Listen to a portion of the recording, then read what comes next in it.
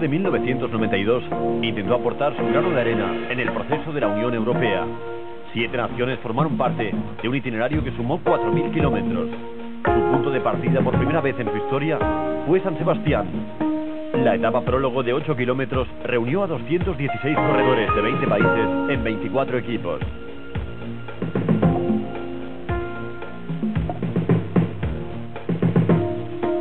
Aquí está Andrew Hampsten, cuarto en el Tour de 1986 y jefe de filas del equipo Motorola. Greg LeMond, decidido a mostrar al mundo su gran clase. Pero el hombre al que todos querían batir era el español Miguel Indurain, ganador de la pasada edición del Tour. Estaba corriendo a tan solo 100 kilómetros de su pueblo, resuelto a demostrar a los suyos que seguía siendo el mejor. Y en la prólogo contra el reloj superó el mejor de los tiempos marcado por Alex Zülle de manera contundente y pasó a ser el primer líder de aquel Tour. La primera etapa transcurrió en España, en los alrededores de San Sebastián, etapa de 194 kilómetros y medio que se caracterizaron por el mal tiempo. En la subida a Jaikibel, la montaña que cada año forma parte de la clásica de San Sebastián, se sucedían los ataques. Al final, reagrupamiento general, pero en el descenso hacia San Sebastián vimos un último y tardío ataque del corredor Dominique Arnaud. Logró adelantarse y ganar la etapa en San Sebastián, pero el verdadero ganador del día fue sin duda Alex Zülle. La bonificación obtenida en la etapa le permitió vestirse con el maillot amarillo en su 24 cumpleaños. La segunda etapa, de 255 kilómetros, condujo la carrera desde las costas de San Sebastián hacia Francia. Realmente fue un principio de Tour bastante relajado, si no fuera por los debutantes. Aquí está Richard Virenque, y ahí vemos a Javier Megalde luchando con Virenque para ser el primero en alcanzar la cima. Virenque ya había sumado muchos puntos y todavía quedaba la subida al Col de la Maguey Blanc. De momento, iban claramente escapados con una ventaja de 15 minutos sobre el pelotón. Pero observen quién venía a la caza. Chiappucci, Indurain, Buño, el campeón del mundo, y Charly Motet. Este grupo no se andaba con chiquitas. El pelotón estaba completamente roto. De momento, la ascensión a este puerto se estaba realizando a un gran ritmo. LeMond estaba pasando apuros, Kelly iba pegado tras él, y el jersey amarillo Alex Zülle estaba realmente descolgado. Los 17 minutos de ventaja que llevaban los corredores de cabeza se redujeron a 7 minutos. A la llegada, en Pau, fue Javier Megalde quien logró entrar primero. Pero Virenque hizo gestos de triunfo. Sabía perfectamente que era el nuevo líder, y eso es muy importante, sobre todo si eres francés. Richard Virenque era el nuevo líder del Tour de Francia. El Tour siguió su marcha con una larga etapa hasta Burdeos. La escapada se consolidó a unos 100 kilómetros de la salida. El grupo estaba compuesto por 3 corredores del equipo Buffet, pero como no, el que tiraba del pelotón era el equipo Banesto. Ralph Hamlin se lo llevó todo por delante y ganó la etapa. Morel fue segundo y el maillot amarillo se le escapó a Virenque. La contrarreloj por equipos llegó en la cuarta etapa. Se corrió en la ciudad de Libourne con 63 kilómetros y medio. El equipo Gatorade, uno de los favoritos del Tour, llegó con Buño vistiendo la camiseta de campeón del mundo. En la clasificación general el primero es Pascal Lino, segundo Richard Virenque a 1 minuto y 54 segundos.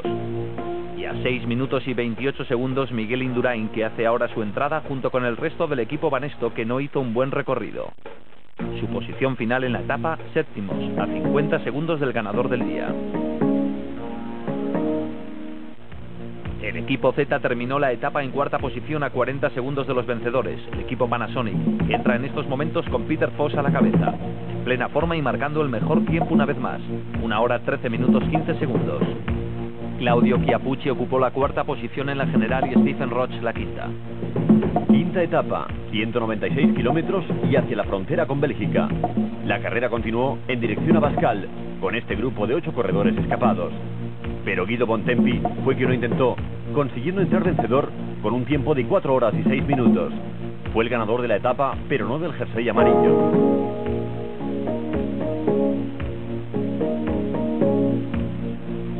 La sexta etapa de 167 kilómetros nos llevó hacia Bruselas cruzando la frontera con Bélgica. A este corredor, Claudio Chiappucci, no había nada que se le resistiera. Estaba decidido, como dijo, a atacar hasta el final del Tour en el mismo París.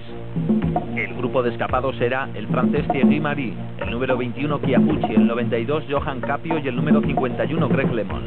Daba gusto ver atacar a los grandes en un día como este. El tiempo era horrible y eso pudo suponer grandes diferencias al final del día. La distancia de los escapados iba en aumento. La diferencia era entonces de más de 2 minutos. Un sprinter francés sería el ganador en Bruselas, Laurent Jalabert. Segundo, Claudio Chiappucci. La clasificación general se mantenía con Pascal Lino a la cabeza. Siguiente etapa, 188 corredores. La carrera pasó por diferentes escapadas y reagrupamientos, pero este pequeño grupo tuvo más suerte. Stephen Roche estaba en él, y a pesar de su problema con la espalda, parecía estar disfrutando del Tour aquel año. Roche a la cabeza del grupo, junto a Valerio Tebaldi. El corredor del equipo Helvetia, Gilles Dillon, iba detrás de él. A medida que nos acercábamos a la cima del Calvert, ya cerca de meta, el grupito de los corredores estaba a salvo, con 1 minuto de diferencia. De Lyon fue el vencedor de la etapa, lo que seguramente le supondría una inyección de moral después de 4 horas y 21 minutos sobre el sillín de la bicicleta. La siguiente nos llevó a un nuevo país, Alemania. En 4 días se habían recorrido 4 países. Fueron 206 kilómetros y medio. Vemos a Schivi intentando la escapada con el dorsal 166 junto al español Yannick Barrutia. El salto tuvo lugar en el último kilómetro. El belga Jan Nivens se desligó del resto de los escapados. Nivens ganó la etapa. La primera para Bélgica en este Tour, aunque la general quedaría tal como estaba. Schivi entró en segundo lugar y Girotto en tercero. Por último, Yannick Barrutia. Los corredores fueron trasladados a Luxemburgo. Esta fue la primera de las etapas cruciales. La contrarreloj tenía 65 kilómetros. El trazado de la etapa tenía una gran dificultad. El viento soplaba fuerte y podía romper el ritmo.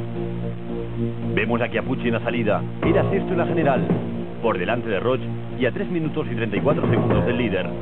Estaba dispuesto a todo, pero como alguien dijo una vez, es un corredor sin suerte. Acabó en segundo lugar en los 2 giros anteriores y segundo en el Tour de Francia del año anterior. Aquí vemos la salida del líder, Pascal Lino, con toda la presión que supone serlo. Esta sería la prueba más dura para él desde que se vistió de amarillo en Burdeos. Miguel Indurain parecía tranquilo. El corredor que lo puede ganar todo estaba inmutable, a pesar de que hasta el momento no había respondido a su condición de elegido, de ganador del Tour de Francia y de corredor de privilegio que estaba dispuesto a demostrar su clase. Pero Miguel Indurain, que en sus tiempos parciales parecía decidido a comerse vivos a todos los demás, había cambiado evidentemente. Acababa de coger a Fignon a 6 minutos de él en la salida, en una contrarreloj que fue la más rápida de la historia del Tour.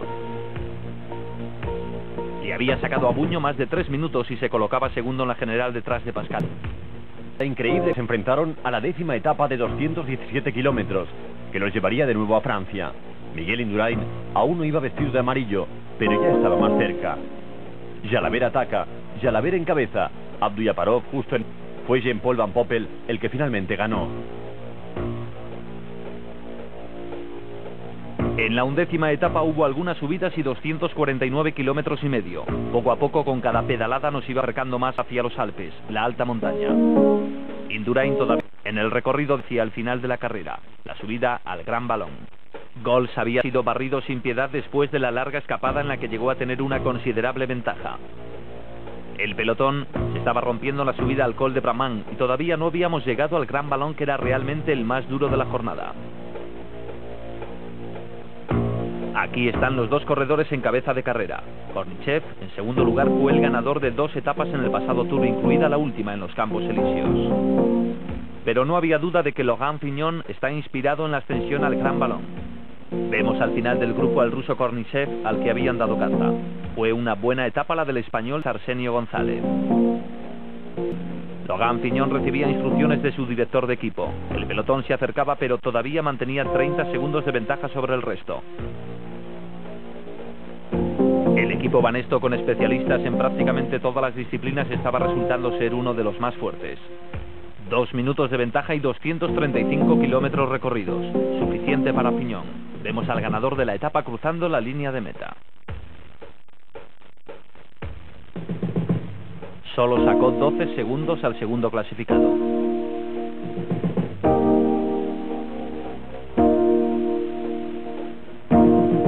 Tras un agradable día en Dole, los corredores se enfrentaron a su primera jornada de montaña, llegando a la ciudad de Saint-Gervais, situada a los pies del Mont Blanc. Estaban ascendiendo al Col de Selève. El ritmo que se había marcado era más bien lento. Era una ascensión larga y dura, que en 1973 Luis Ocaña coronó en primer lugar y cimentó así su victoria final en aquel Tour. Un hombre del Banesto tomó el mando en la ascensión. Ralph Wolf iba en el grupo de cabeza. Detrás a la caza, Stephen Roche y Pedro Delgado. Vemos juntos a dos ganadores del Tour.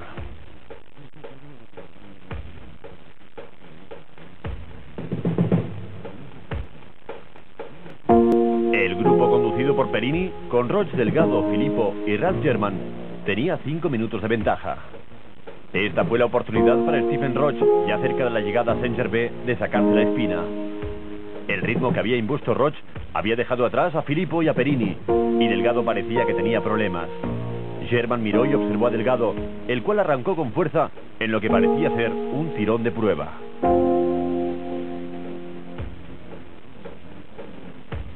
Roche no pudo mantener el ritmo. Ya muy cerca de la llegada, Delgado, en pleno esfuerzo, a los pies de los Alpes, condujo hacia la meta a Ralph German, otro gran escalador a punto de ganar la etapa de Valkenburg. German atacó y Delgado no pudo con él. En la general, Indurain era segundo a 1 minuto 27 segundos de Pascal Lino.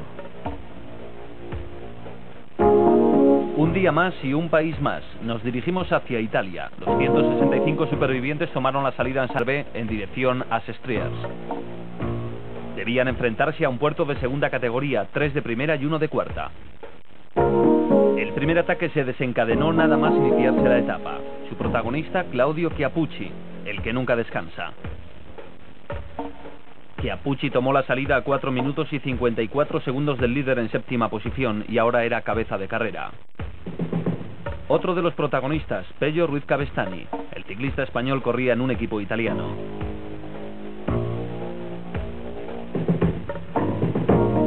La etapa siguió su constante subida hacia lo más alto de los Alpes.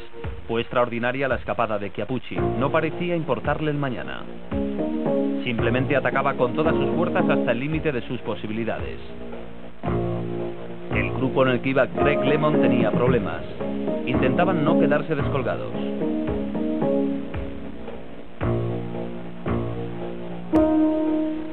Pero más arriba se encontraba el grupo de Miguel Indurain. La diferencia en el ritmo de ascenso era evidente. Ahí estaba Indurain, en el centro de la imagen, subiendo con gran seguridad. Ese fue el hombre que machacó a LeMond, Claudio Chiappucci, segundo en el Tour del año anterior y segundo en los 2 últimos giros. El grupo que comandaba quedó roto en la subida al Eserón, un gran pico que llevaba a los corredores hasta los 2.770 metros de altura y que ese día se ascendió por 6ª vez en la historia del Tour. Chiappucci fue el primero en coronar. Fue absolutamente magnífica la escapada de ese hombre. Chiappucci, a su ritmo, mantenía la ventaja en el descenso, ventaja que le supuso ser líder virtual en aquellos momentos. Ese era el grupo de Indurain, Buño, Roche, Delgado y unos 35 corredores más. LeMond iba al rebufo de esos corredores que pasaron por lo más alto a 3 minutos y 45 segundos.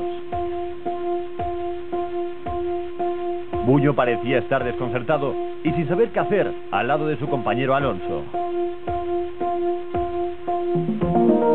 La actuación de Buño en la contrarreloj de Luxemburgo, en la que perdió 3 minutos y 40 segundos, defraudó a la afición y le debió dejar muy bajo de moral para el resto del Tour. Hubo un ataque de Buño, ayudado y lanzado por un gran escalador, Rondón, pero Indurain no tuvo problemas para alcanzar la rueda del campeón del mundo. Así pues, no había duda de quién era el enemigo de Indurain en este Tour. La ascensión al Col de Montseny continuó y Chiappucci seguía al mando de la carrera. Claudio Chiappucci había coronado todos los puertos de la jornada en el primer puesto, lo que sin duda lo colocaba destacado en el premio de la montaña. A medida que nos acercábamos a la cima, veíamos a Buño y a Indurain en actitud más ofensiva. En ese momento estaban a 3 minutos y 33 segundos de Chiappucci, y eso parecía mucho tiempo. Chiappucci iba destacado, Pero mucho más atrás estaba Lino, que había empezado a flaquear en el Col de Montseny. Indurain y Buño habían sido alcanzados por Hamsten y Bona. Chiappucci daba la impresión de estar muy cansado después de la gran escalada del día, 190 kilómetros en solitario. Chiappucci no debía desfallecer.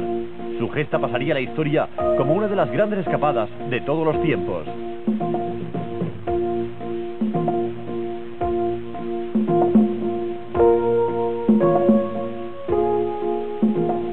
Pero Indurain lo sabía, y esta era la primera vez que le veíamos forzando el ritmo realmente, sin la ayuda de sus compañeros de equipo, confiando en sus propias fuerzas, haciendo todo el trabajo.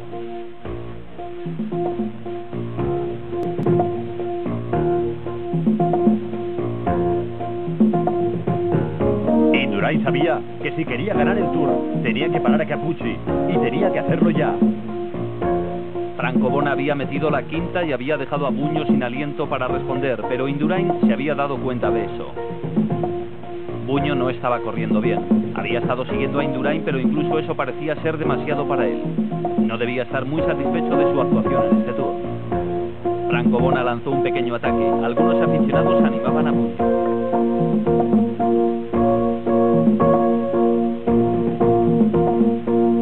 Indurain trató de cerrar el hueco que le separaba de Chiappucci. Fue una lucha de hombre a hombre. A Indurain no le preocupaba la llegada, solamente la ventaja que le llevaba Chiappucci, que incluso podía vestirse de amarillo en esta etapa. El entonces líder Pascal Lino tenía graves problemas y estaba perdiendo mucho tiempo. Después de la maravillosa etapa de Chiappucci, habría un nuevo líder en el Tour.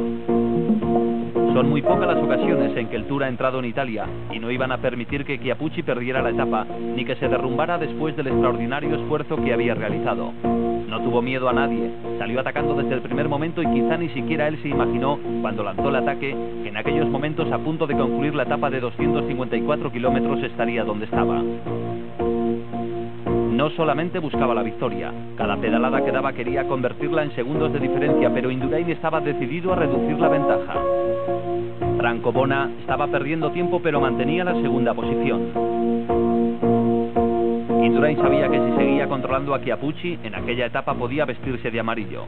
Era él quien podía sacar mayor partido a la etapa saltando al primer lugar de la clasificación general. Todo el mundo sabía, y él también, que Pascal Lino había sucumbido en las subidas Estriers.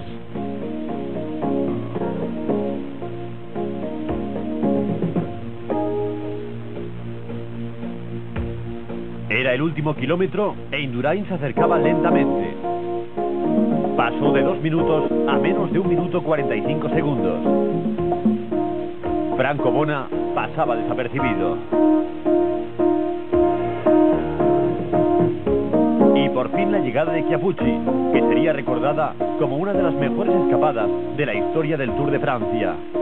Todo lo que tenía que hacer era aguantar hasta cruzar la línea de llegada.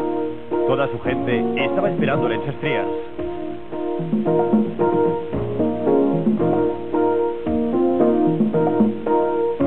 Chiappucci encabezaba la clasificación del premio de la montaña. El tiempo diría si también se vestiría de amarillo.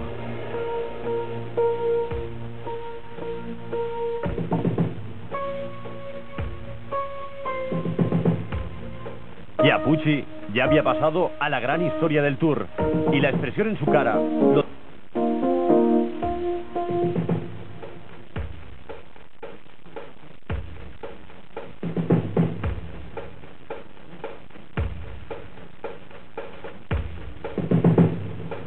Franco Bona llegó a 1 minuto y 34 segundos de Chiappucci.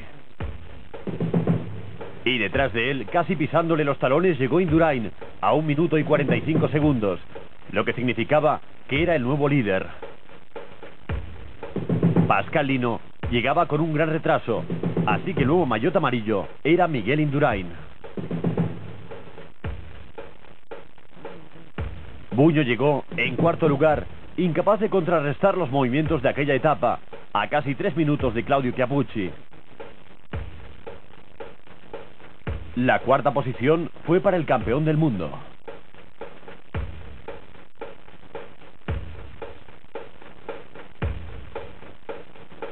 Llegamos a la etapa de Alpe d'Huez con la terrible ascensión al Col de l'Olivier, el el Croix de Fer y el mismísimo Alpe d'Huez. Todo empezó en Sestriers. Después de solo 7 kilómetros ya se encontraban atacando las primeras rampas. El equipo Banesto intentó controlar y ordenar la carrera al servicio del nuevo maillot amarillo Miguel Indurain. Estábamos en la subida al Col de l'Olivier. La imprudencia de un espectador hizo caer a Buño. Estábamos a 1 kilómetro aproximadamente de la cima. Robert Millar también cayó. Trató de recuperar el tiempo perdido ayudado por algunos espectadores. Millar intentó unirse al grupo de cabeza en la cima del col, mientras el pelotón permanecía bastante compacto con los hombres más importantes. Franco Chioccioli intentaba llamar la atención en el Tour. Ahora que ya no estaba considerado como un posible vencedor del Tour, quizá pensara en destacar como vencedor de etapa. Logan Fignon estaba atacando de nuevo, pero pensaba más en su compañero de equipo y líder Buño. Fignon coronaba el puerto seguido de Buño. Por fin le veíamos atacar.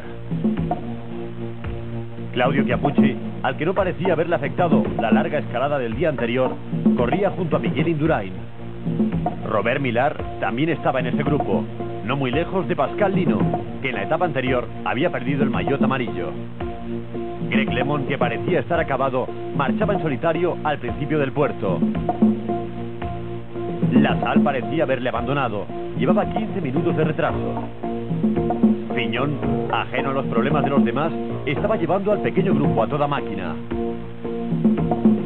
Miguel Indurain los había cazado. Buño seguía de cerca al maillot amarillo.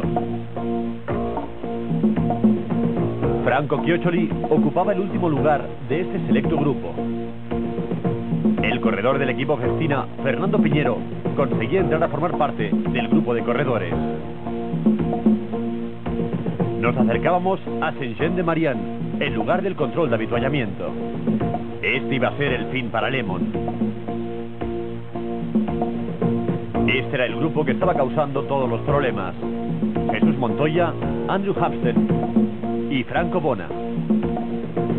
Otro hombre que estaba sufriendo los rigores de la carrera lejos de ahí era Stephen Roche. Los corredores de cabeza, con Eric Boyer al frente, pasaban por la cima de Croix de Fer. Una escalada tremendamente difícil. Cerca de Boyer, Chiappucci, el actual rey de la montaña, con su característico movimiento, al lado de Miguel Indurain.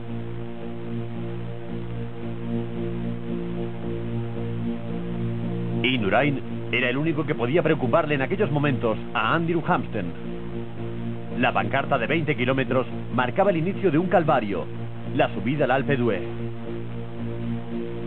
Tan pronto como atacaron las primeras rampas, Claudio Chiappucci aceleró e Indurain se lanzó tras él, abandonando el pelotón. Estábamos en la falda de Alpe d'Huez, llegando a las 21 curvas impresionantes que hay hasta la cima. Chiappucci miró hacia atrás para ver si le seguían y cómo no se encontró con el maillot amarillo. Ahí estaba la respuesta, una vez más, de un campeón como Miguel Indurain. Aunque debería estar preocupado por el americano que tenía 5 minutos de ventaja y que marchaba muy bien. Aquí están Andrew Hampsten a la izquierda, Franco Bona y Jan Nivens, la gran sorpresa que todavía se mantenía en el grupo. Bona había tenido una buena actuación en estos 2 últimos días, en los Alpes. El día anterior había sido segundo en Sestriers. Los aficionados les ofrecían botellas de agua. La mayoría llevaba 3 días esperando la llegada del Tour para coger un buen sitio. Algunos espectadores van cada año y suelen situarse en el mismo lugar. Esta era la 17ª ocasión en que el Tour terminaba etapa en Alpe d'Huez. La altura no es mucha, un poco más de 1800 metros, pero la pendiente y el trazado de la carretera lo hacen de extrema dificultad. El primer ganador en Alpe d'Huez fue Fausto Coppi en 1952. Era tremendo el ritmo impuesto por Hampsten que hacía que Boyer tuviera problemas para seguirle. Boyer, el sustituto de Greg LeMond, ahora que este se había ido, tenía problemas en la subida al Alpe d'Huez. Nivens ya no estaba entre ellos, lo que no fue ninguna sorpresa, pero Bona todavía aguantaba.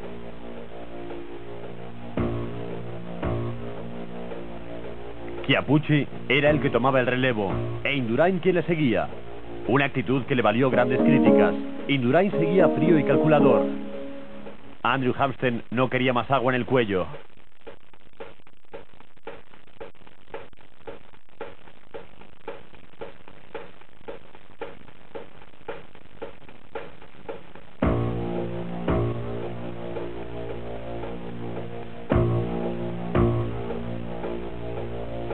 Hampsten estaba a mitad de camino de la cima y Bona parecía empezar a flaquear. Hampsten no bajó el ritmo, ni siquiera miró para ver el destrozo que estaba causando su escapada.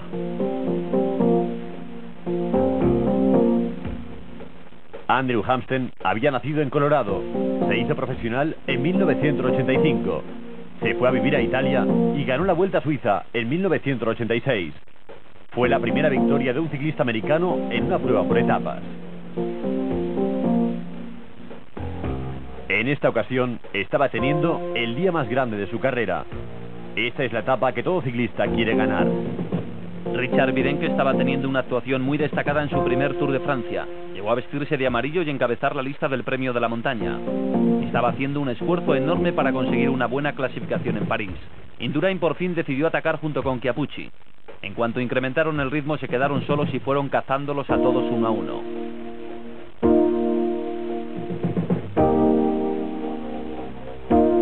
Franco Bona, a menos de 2 kilómetros de meta, todavía conservaba su segunda posición detrás de Andrew Hampsten. No estaba nada mal. El día anterior fue segundo detrás de Chiappucci y ahora iba al segundo en Alpe d'Huez. Estupendo esfuerzo el del italiano, que supo mantenerse al amparo de dos grandes corredores en esos dos últimos días. Claudio Chiappucci y Miguel Indurain seguían juntos. Andrew Hampsten estaba a 1 kilómetro de la meta. Quizás no ganara el Tour, pero seguro que en aquella jornada iba a escalar un montón de puestos en la general.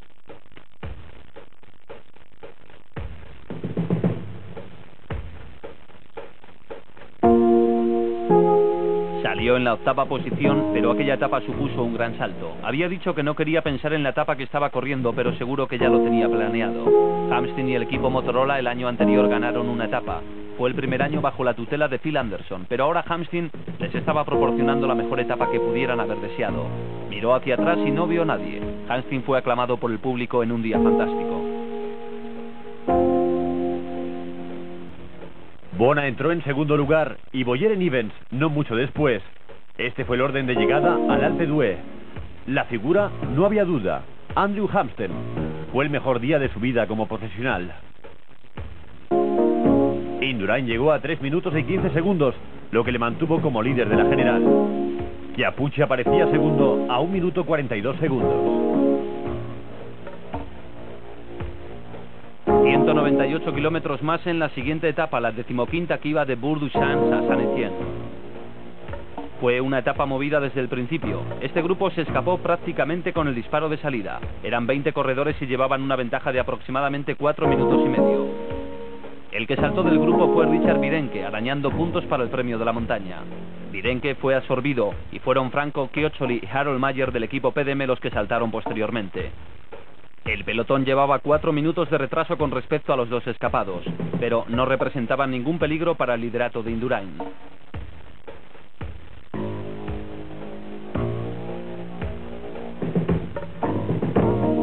Franco Chioccioli intentó desesperadamente ganar una etapa en los Alpes, pero sin éxito.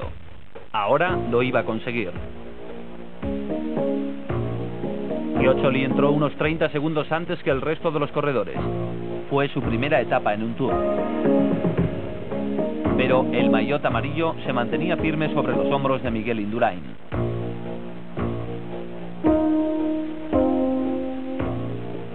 Decimosexta etapa, Saint-Étienne-le-Bourgol, de 212 kilómetros.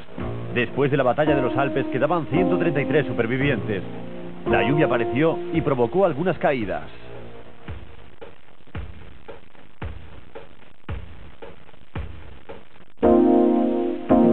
Ya faltaba menos para la llegada a la ciudad de Bourgol. Thierry Margy intentaba mantenerse al frente del pelotón, pero los corredores de la 11 pasaron a ocupar la cabeza. En la cola, Fignon había pinchado. Se afanó por poner su máquina a punto otra vez, aunque no parecía preocuparle la rapidez en el cambio de rueda. A Fignon le costaría un poco llegar hasta el grueso de carrera.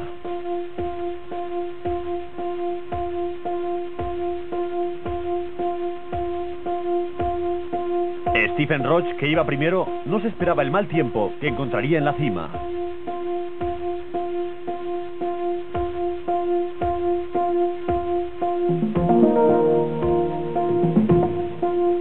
Eric Breukin todavía no había conseguido nada destacado, pero estaba cada día más fuerte. Y cómo no, Claudio Chiappucci. Si alguien se lanzaba al ataque, Chiappucci se lo tomaba casi como una cosa personal.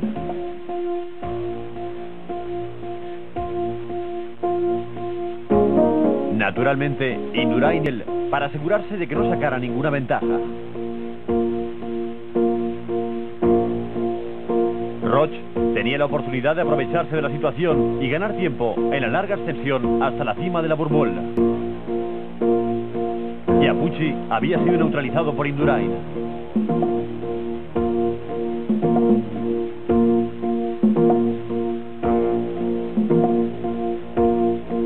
Chiappucci se resignaba a ir a la rueda del equipo Banesto.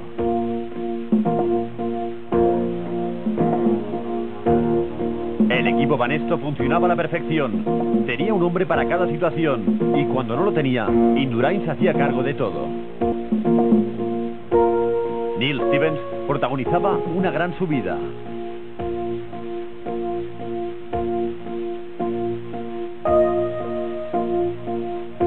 Roche seguía destacado y debía aparecer en cualquier momento, saliendo de la niebla.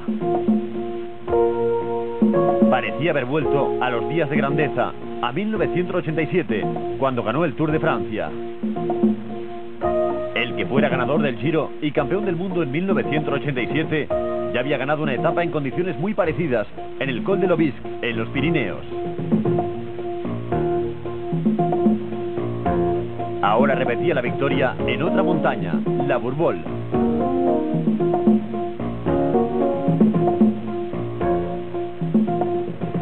Llevaba casi un minuto de ventaja sobre los demás corredores. Salió de la nada. Se caló la gorra y consiguió su etapa.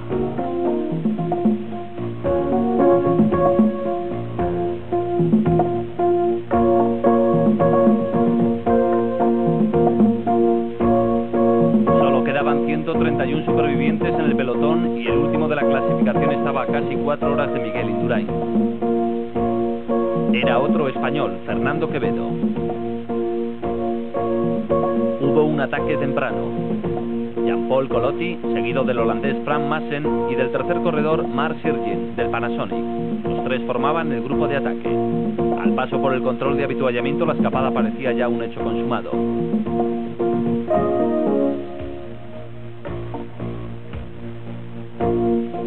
De pronto, el gran hachazo. Jean-Paul Colotti aprovechó la gran rivalidad que había entre los otros dos corredores. Ninguno de ellos estaba dispuesto a llevar al otro hasta Colotti. El equipo Banesto marchaba al ritmo que convenía a su líder Miguel Indurain sin preocuparles la escapada de los tres corredores de cabeza.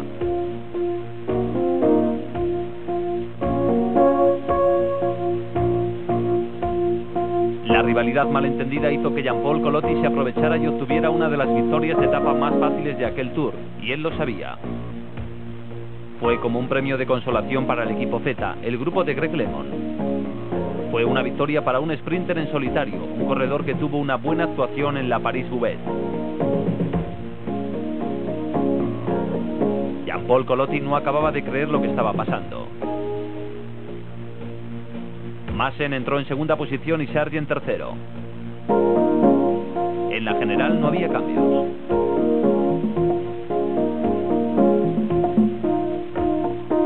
La 18ª etapa de 212 kilómetros nos llevaría hasta Tours.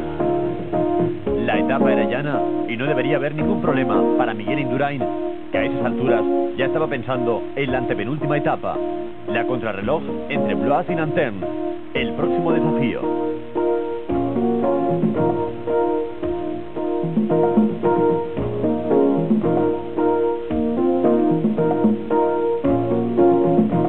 La carrera continuó a gran velocidad. Alan Piper estaba en un buen momento, pero la lucha era muy fuerte y en más de una ocasión pensó que no llegaría al final. El fuerte viento de cola mantenía al pelotón más o menos unido. Era difícil escaparse. Paul Anderson lo intentaba y detrás Franz Massen, que quizás se sintió culpable por haber desperdiciado la victoria en la etapa anterior, junto con Marc Sergent, y habérsela regalado a Colotti.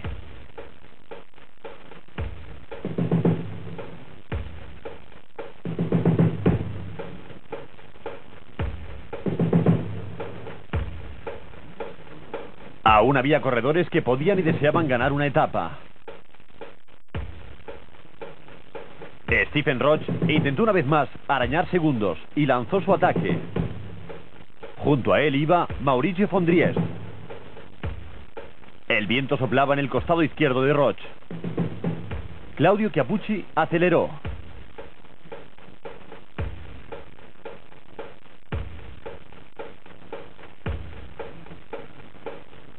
Alan Piper quiso intentar la escapada, saltó del pelotón y consiguió unos metros de ventaja, pero estaban muy cerca.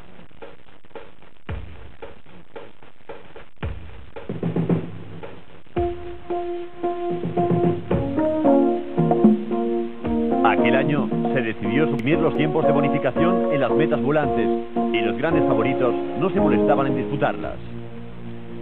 Un pelotón de 130 corredores no tenía nada que ver con los 216 que habían tomado la salida en San Sebastián.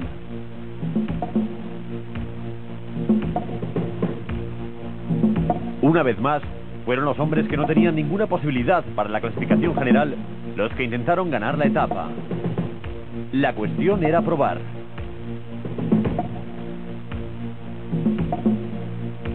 Alberto Eli fue uno de ellos, pero también fue absorbido.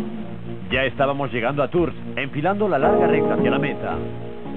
Thierry Marguet iba en cabeza del pelotón y Nijjan pegado a él. Acacio da Silva, en la parte derecha de la imagen, inició el sprint. Nijjan estaba a su lado y Marguet continuaba muy fuerte. Acacio da Silva, maillot amarillo de Luxemburgo hacía 2 años, iba en cabeza. Nijjan intentó llegar a su altura y Marguet corría en el extremo. Marguet iba a poder con todos. Llegó primero. No se produjeron cambios en la general. Llegamos a la segunda gran etapa contrarreloj, 64 kilómetros desde Tours a Blois. Aquel debía ser el día en que viéramos a Miguel Indurain confirmar su posición como ganador del Tour de 1992. El corredor que acababa de tomar la salida era Steven Hatch, y este otro Steven Roche, que se aproximaba a línea de llegada en Blois. El tiempo marcado 1 hora 16 minutos y 32 segundos. Desde luego no iba a ser el mejor tiempo del día. Claudio Chiappucci, que el año anterior nos había sorprendido a todos en la última contrarreloj, marcando el mejor tiempo en el primer control, aquel año no fue ni la sombra de Indurain, que parecía estar volando. Chiappucci estaba muy cerca de ganar el premio de la montaña por segundo año consecutivo y de acabar el Tour en una excelente posición. Esa era su meta. Gianni Bugno por fin había despertado, entró marcando el segundo mejor tiempo en los diferentes controles y haciendo una etapa digna de su clase detrás de Miguel Indurain. Nada recordaba el gran fracaso de la primera contrarreloj, pero Indurain estaba en un gran momento de forma. Demostró ser el mejor contrarrelojista que hay en el mundo.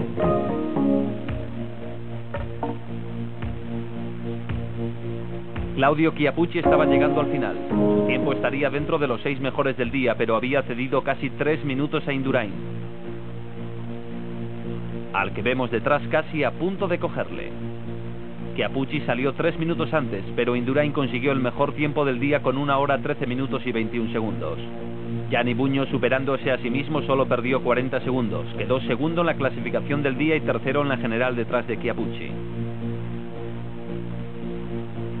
Los 3 mismos hombres que acabaron primeros en la general del año anterior volvían a sentenciar el Tour cuando tomaron la salida hacia Nanterre en la penúltima etapa de 222 kilómetros.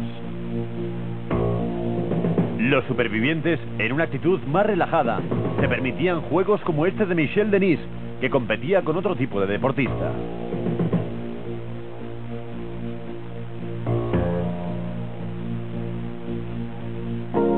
Venían los ataques en aquella carretera larga y llana que nos conduciría hasta la llegada en Nanterre, en las afueras de París. Al día siguiente sería la última, la Défense Campos Elíseos.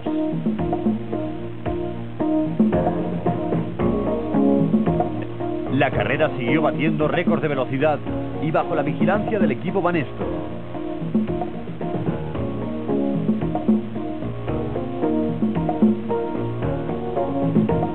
Tuvo lugar la pequeña escapada del día. Nadie le concedió la menor importancia, excepto uno de los escapados, Peter de Klerk, que intentaría una segunda victoria para el equipo Lotto. Peter de Klerk delante de Vansela y de Thierry Logon. Finalmente, fue de Klerk quien se llevó la palma. Ninguno de los tres corredores contaban para la general, pero llegaron 7 minutos por delante del pelotón en el que iba Miguel Indurain. La general permaneció inalterada. 141 kilómetros y 130 supervivientes tomaron la salida para la última etapa del Tour en París.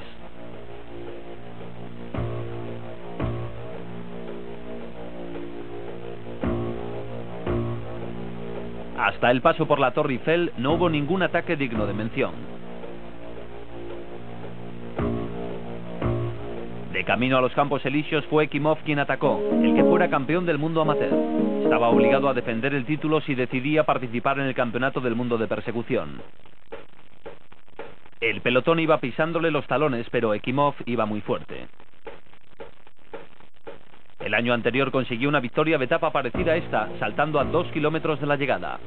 No hacía más que mirar hacia atrás, y eso era un error de principiante.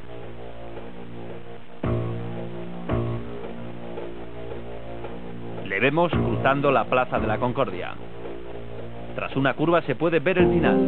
Ekimov podía conseguir la victoria en una de las etapas más codiciadas del Tour de Francia, la victoria en los Campos Elíseos. Ekimov enfiló la recta de llegada, pero el pelotón iba pegado a él con los sprinters a la derecha. Musio, un corredor muy fuerte que sabía cómo aprovechar sus fuerzas, iba muy rápido. Ludwig también saltó del pelotón. Ludwig, compañero de equipo de Ekimov, le rebasó y entró vencedor. Jean-Paul Van Poppel fue segundo, Johan Musio tercero y Jalabert cuarto. Todos eran sprinters. Pero el ganador del Tour de Francia fue Miguel Indurain, al que vemos siendo felicitado por sus compañeros. Fue el mejor y el más fuerte de la carrera y no había nadie que se atreviera a decir lo contrario.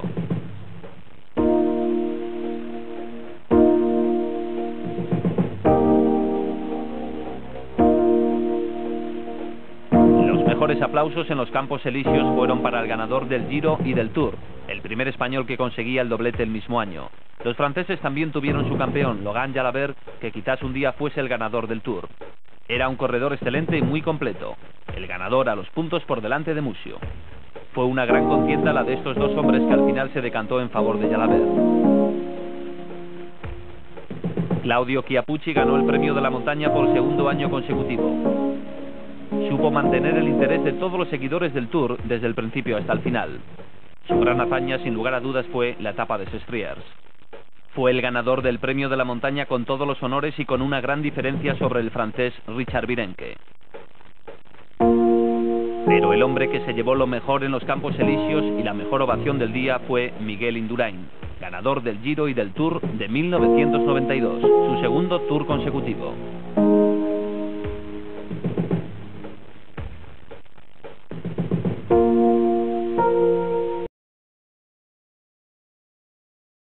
Grandes en un día como este.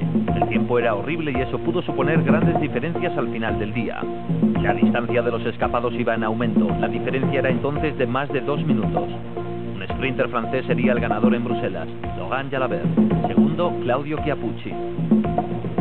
La clasificación general se mantenía con Pascal Lino a la cabeza. Siguiente etapa, 188 corredores. La carrera pasó por diferentes escapadas y reagrupamientos, pero este pequeño grupo tuvo más suerte. Stephen Roche estaba en él, y a pesar de su problema con la espalda, parecía estar disfrutando del Tour aquel año. Roche a la cabeza del grupo, junto a Valerio Tebaldi. El corredor del equipo Helvetia, Gil Dillon, iba detrás de él. A medida que nos acercábamos a la cima del Galber, ya cerca de meta, el grupito de los corredores estaba a salvo, con 1 minuto de diferencia. De Lyon fue el vencedor de la etapa, lo que seguramente le supondría una inyección de moral después de 4 horas y 21 minutos sobre el sillín de la bicicleta. La siguiente nos llevó a un nuevo país, Alemania. En 4 días se habían recorrido 4 países. Fueron 206 kilómetros y medio. Vemos a Schivi intentando la escapada con el dorsal 166 junto al español Yannick Barrutia. El salto tuvo lugar en el último kilómetro. El belga Jan Nivens se desligó del resto de los escapados. Nivens ganó la etapa.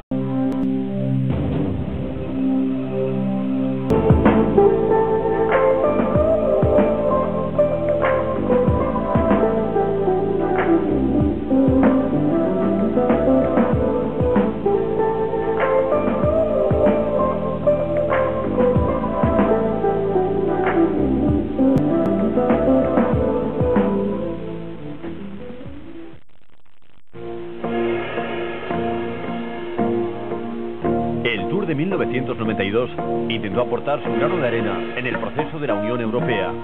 7 naciones formaron parte de un itinerario que sumó 4.000 kilómetros. Su punto de partida por primera vez en su historia fue San Sebastián. La etapa prólogo de 8 kilómetros reunió a 216 corredores de 20 países en 24 equipos.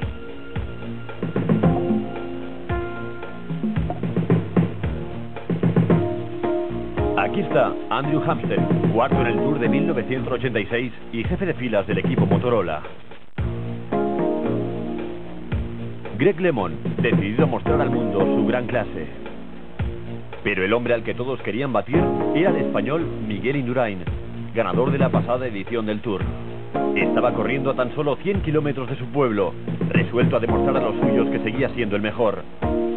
Richard Virenque a 1 minuto y 54 segundos. Y a 6 minutos y 28 segundos Miguel Indurain, que hace ahora su entrada junto con el resto del equipo Banesto, que no hizo un buen recorrido. Su posición final en la etapa, séptimos, a 50 segundos del ganador del día.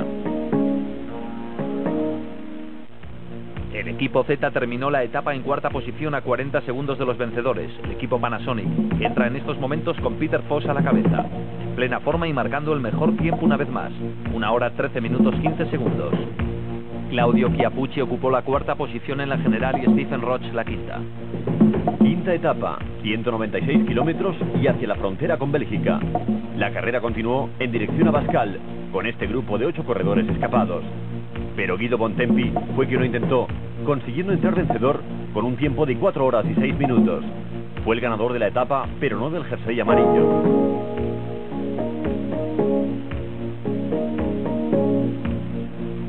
La 6ª etapa de 167 kilómetros nos llevó hacia Bruselas cruzando la frontera con Bélgica. A este corredor, Claudio Chiappucci, no había nada que se le resistiera. Estaba decidido, como dijo, a atacar hasta el final del Tour en el mismo París. El grupo de escapados era el francés Thierry Marie, el número 21 Chiappucci, el 92 Johan Capio y el número 51 Greg LeMond. Daba gusto ver atacar a los... Y en la prólogo contra el reloj superó el mejor de los tiempos marcado por Alex Zülle de manera contundente y pasó a ser el primer líder de aquel Tour. La primera etapa transcurrió en España, en los alrededores de San Sebastián, etapa de 194 kilómetros y medio que se caracterizaron por el mal tiempo.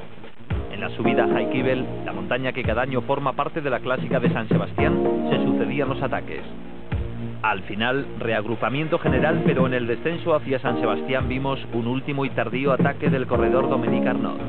Logró adelantarse y ganar la etapa en San Sebastián, pero el verdadero ganador del día fue sin duda Alex Zülle. La bonificación obtenida en la etapa le permitió vestirse con el maillot amarillo en su 24 cumpleaños. La segunda etapa, de 255 kilómetros, condujo la carrera desde las costas de San Sebastián hacia Francia. Realmente fue un principio de Tour bastante relajado, si no fuera por los debutantes. Aquí está Richard Virenque, y ahí vemos a Javier Megalde luchando con Virenque para ser el primero en alcanzar la cima. Virenque ya había sumado muchos puntos y todavía quedaba la subida al Col de la Maguey Blanc. De momento, iban claramente escapados con una ventaja de 15 minutos sobre el pelotón. Pero observen quién venía a la caza. Chiappucci, Indurain, Buño, el campeón del mundo, y Charly Motet. Este grupo no se andaba con chiquitas. el pelotón estaba completamente roto. De momento, la ascensión a este puerto se estaba realizando a un gran ritmo. Lemon estaba pasando apuros, Kelly iba pegado tras él y el jersey amarillo Alex Thule estaba realmente descolgado. Los 17 minutos de ventaja que llevaban los corredores de cabeza se redujeron a 7 minutos. A la llegada, en Pau, fue Javier Megalde quien logró entrar primero. Pero Virenque hizo gestos de triunfo. Sabía perfectamente que era el nuevo líder, y eso es muy importante, sobre todo si eres francés. Richard Virenque era el nuevo líder del Tour de Francia. El Tour siguió su marcha con una larga etapa hasta Burdeos. La escapada se consolidó a unos 100 kilómetros de la salida. El grupo estaba compuesto por 3 corredores del equipo Buffet, pero como no, el que tiraba del pelotón era el equipo Banesto. Ralph Hamlin se lo llevó todo por delante y ganó la etapa. Morel fue segundo y el maillot amarillo se le escapó a Virenque. La contrarreloj por equipos llegó en la cuarta etapa. Se corrió en la ciudad de Libourne con 63 kilómetros y medio. El equipo Gatorade, uno de los favoritos del Tour, llegó con Buño vistiendo la camiseta de campeón del mundo. En la clasificación general el primero es Pascal Lino, segundo